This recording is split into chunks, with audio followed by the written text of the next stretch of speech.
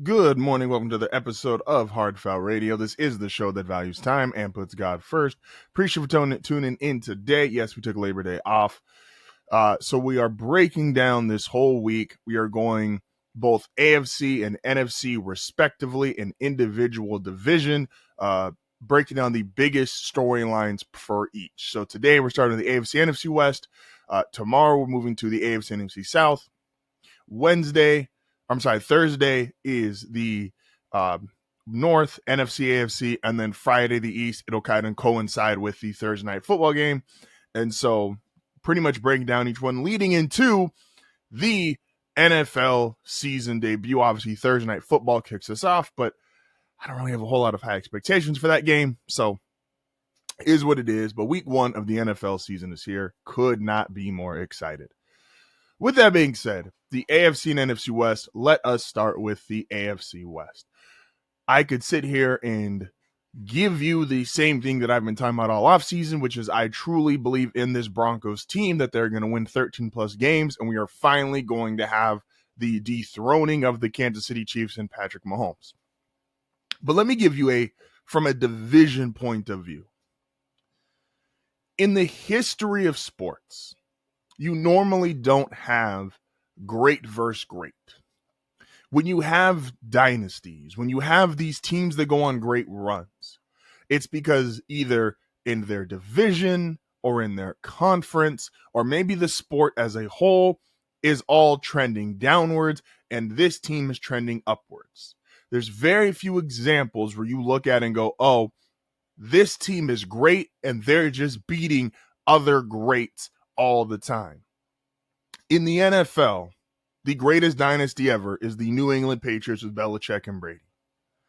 The Dolphins, Jets, and Bills during their tenure were all dysfunctional for at least 80-90% of it. The Jets had a few years with Sanchez. The Bills, they were 3-35 against Brady. I'm not sure if they ever really had a particular great team to go against him. The Dolphins had that 1 year post, funny enough, almost going defeated, where they bounced back, won the division. There was also a Brady healthier. They were great, the New England Patriots, and the rest of the division was not. Currently in the NFL, the Chiefs have been that. The Chiefs and the Bills both have the two longest streaks. If you go most consecutive playoff appearances, most consecutive division titles, it's basically all this stuff. If you look at all the long-term standing success marks, the Chiefs are 1, the Bills are 2. What do they both have in common? During this Chiefs run, Denver's been really bad. The Raiders have been really bad. The Chargers, despite having Herbert, have not lived up to expectation.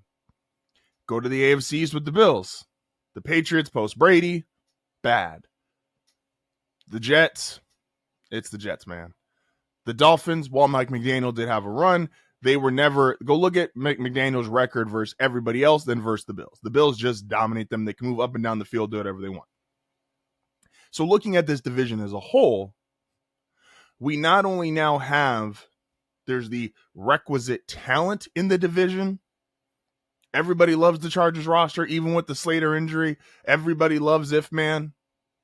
That defense was number 1 in the NFL in terms of points per game last year. Everybody really loves the Raiders, including Tony.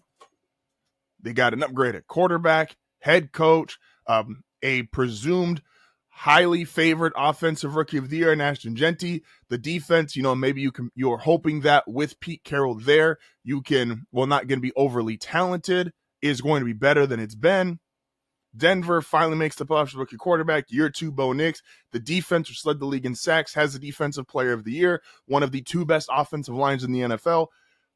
This is where it gets really tricky for Kansas City, because you are not only having to continue your standard of excellence that you have set, and to their credit, they have maintained during the Mahomes, Reed, Kelsey, Chris Jones, but you now are finally having to deal with something that Brady never had to deal with, 3 quality head coaches to the level that Kansas City has to face in the division.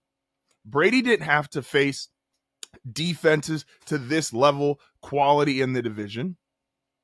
he got to pretty much guarantee himself home playoff games because he was beating up on his division. They weren't good enough to compete with him. They weren't good enough to really deter him from getting to the playoffs year after year. So you get home playoff games. That helps you go further in the playoffs.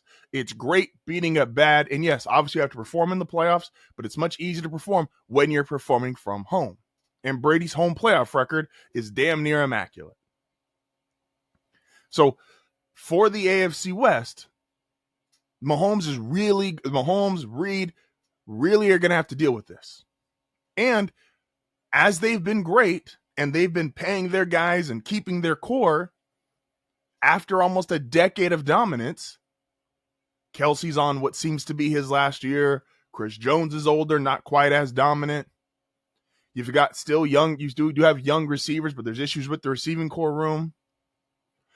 I've said all offseason, I think what they're doing with their offensive line, if it was any other team, we would call it risky, but for some reason, because it's the Chiefs, we're like, oh, these are really smart moves. You're relying on a first-round pick who is still, within the last calendar year, suffered a major injury at left tackle. You have a right tackle who is just a okay player who's one of the most penalized, even though they don't throw flags on. You got a great center. You just traded away Joe Thuney at left guard. Like, there's issues here, and for the first time in the entire Chiefs dynasty, you can start to see the trend, them going down, the other teams going up. Now, I'm not as high on the Chargers and Raiders, obviously, as a lot of other people are. But you can't deny that they're improved, especially since the start of this Chiefs run. So the Chiefs aren't just walking through the AFC West. Even if you believe they will still win it because you just believe having Mahomes means you win the division, that's an absolutely valid argument. But there's more competition than I think Brady ever had to deal with in the AFC East than what Josh Allen's going to have to deal with. Like, just look at the other top-tier quarterbacks. Josh Allen's division is not as tough as the AFC West. Lamar Jackson's division is not normally, which has been historically tough. I think there's going to be a down year for the Steelers. I obviously don't believe in the Bengals. That defense is still going to be awful. And Cleveland is going to be vying for the number 1 draft pick. So these other teams with these other great generational quarterbacks, their journey and their road and path is getting easier. Mahomes and the Chiefs is getting harder. Now let's transition to the NFC West. This is, without a doubt, the division that, and it happens every single year, it's unfortunately going to be the division of injury. The number one question heading into this NFL season across the league is Matthew Stafford going to be healthy? We've had a bunch of conflicting reports, even though they all lean towards his back is not 100%. And we all know Stafford, who's taken a bunch of hits throughout his career. That's one of his real calling cards as an NFL player, is that he stays in the pocket. He's willing to take the hits. He's willing to take the brutality and the damage that comes with playing quarterback in the NFL. He stays in the pocket. He's not mobile. Is he going to be healthy? Because if he's healthy, myself included, and a lot of people think they could get to the Super Bowl. If he's not healthy, this could be a 3 or 4 win team. And that's just the value of quarterback, especially when your backups are Jimmy Garoppolo and Stetson Bennett. The San Francisco 49ers, a team that a lot of people have as the second best in this division. Well, where do you want to start with injury questions? At quarterback, at tight end, at receiver where they're going into the season not healthy, at offensive line, at running back where Christian McCaffrey, while there's great reports out of camp, has obviously last year he was hurt. This is a team that went from Super Bowl perennial division winning team, made 2 Super Bowls, got to the NFC Championship game multiple times, arguably were before injuries, arguably as good as the Philadelphia Eagles. And we've seen the injuries just pick this team apart. Ayuk's not going to start the season.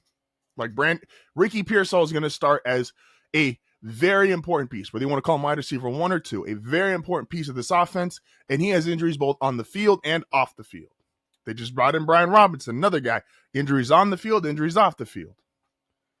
This division, those are the 2 teams that most people consider the 2 best teams in this division, a lot of injuries. Seattle, is Sam Darnold really going to break through? We'll see. And Arizona, Kyler always has injuries. Seattle's probably the healthiest team. And they move on to, move on to the Cardinals. Kyler Murray's had injuries throughout his career. Marvin Harrison was nicked up even as a rookie last year. They've had injuries on their offensive line. They've had injuries on defense. Like, this is unfortunately going to be the division that we look back on and go, who stayed the healthiest is probably going to win this division at 10, 11 games. If everybody was healthy, I think the Rams are one of the best teams in the NFL. I think the Niners, while I'm not a Brock Purdy guy, if anybody listened to our draft coverage, I wanted the 49ers to draft another quarterback. Not the biggest Brock Purdy fan, but you can't deny the talent and what this team had assembled prior to its injuries. Again, had made 2 Super Bowls. They had been to the NFC Championship game several times.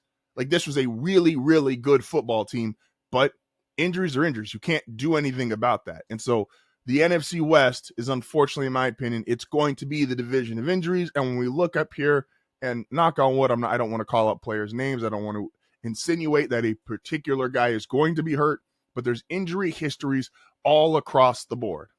So don't be shocked if this division, which could potentially, if everybody was healthy, have 2 or 3 really, really good teams, ends up with one team winning the division at around 10 wins because they were just able to stave off injuries long enough to get to the end of their season.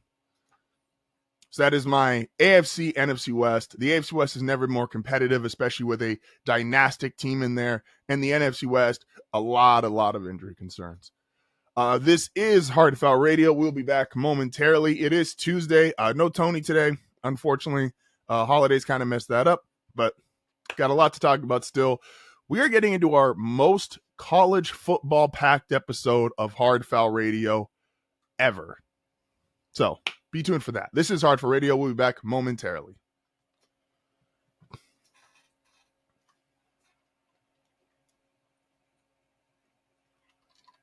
I mean, if you want to be a part of one of the coolest, most unique communities, don't forget to like and subscribe.